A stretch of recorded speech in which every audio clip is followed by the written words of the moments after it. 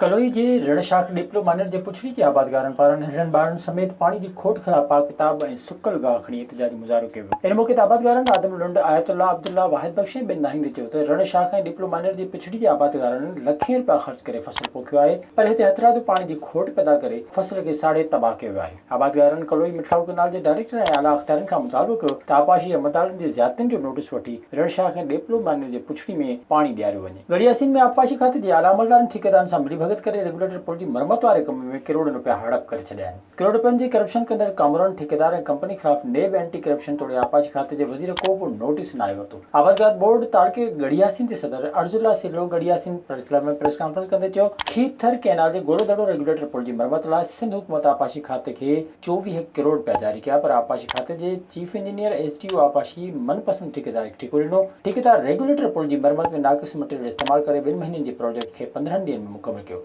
हुन चयो त असां आबादगारनि रेगुलेटर पुल जी मरम्मत में थियल करोड़ रुपए जी मेगा करप्शन जो आवाज़ उथारियो आहे, पर एहतसाब कंदड़ ऐं करप्शन जी रोकथाम लाइ क़ाइम कयल इदारा ख़ामोश बणियल आहिनि। घोटकी भरिसां रड़की लॻे बागू भुट्टो में कणक सां भरियल ट्रेलर हथ कयो वियो। फूड इंस्पेक्टर अकबर हड़ खे इतला मिलियो त अधु राति जो वॾे पैमाने ते कणक पंजाब स्मगलिंग कई पई वञे, जंहिंखे बागू भुट्टो वटि रोके सभई ॿोलियूं कणक जूं तहवील में वठी छॾियूं। फूड इंस्पेक्टर मीडिया खे ॿुधायो त खेसि इतला मिलियो त राति जे अंधेरे जो फ़ाइदो वठी कुझु वापारी जरवार मां कणक लोड करे पंजाब मुंतक़िल करे रहिया आहिनि। हुन चयो त ट्रक में 550 कणक जूं बोरियूं भरियल हुयूं, जेके तहवील में वरितियूं वयूं। हुन चयो त अहिड़नि स्मगलरनि ख़िलाफ़ कानूनी कार्रवाई पिणु कई वेंदी। ॻोठ मोहम्मद सिद्दीक़ जट जे रहवासियुनि मोहम्मद अशरफ जट ऐं रुखसाना जट एहतजाज कंदे चयो आहे त 2 महीना अॻु उन्हनि जे वाले ते मोहम्मद सिद्दीक़ जट खे ज़र ज़मीन तक ज़बरदस्ती कब्ज़े करण दौरान मुज़ाहिमत ते बेदर्दी सां क़त्ल कयो वियो, जंहिंजी FIR दौलतपुर थाणे ते जवाबदार ग़ुलाम नबी ॾाहिरी ऐं बशीर ॾाहिरी, ग़ुलाम रसूल ॾाहिरी ऐं ॿियनि ख़िलाफ़ दाख़िल थियल आहे, पर अफ़सोस आहे त जवाबदार सरेआम आज़ाद घुमनि पिया, पुलिस उन्हनि खे गिरफ़्तार नथी करे। उन्हनि IG सिंध ऐं सुप्रीम कोर्ट ऑफ पाकिस्तान खां मुतालबो कयो त कातिलनि ख़िलाफ़ कार्रवाई करे उन्हनि खे सख़्त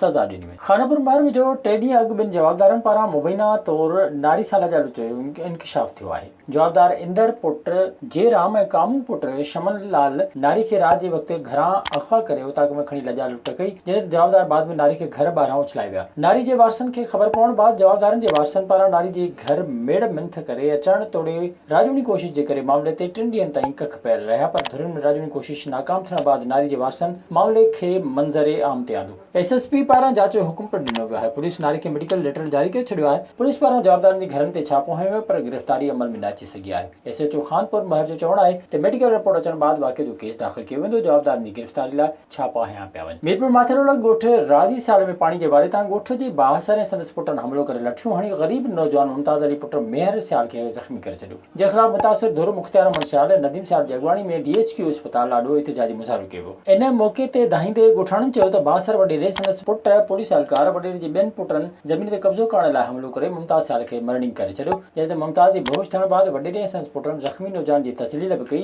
केस काउंटर करण लाइ वॾेरे ड्रामो करे ब्लेड हणी पंहिंजे हमराह खे ज़ख़्मी करे अस्पताल दाख़िल कयो। उन्हनि वसवारनि खां कार्रवाई जो मुतालबो कयो आहे। विज़िट कयो अवामी आवाज़ मीडिया ग्रुप जी वेबसाइट awamiawaz.pk।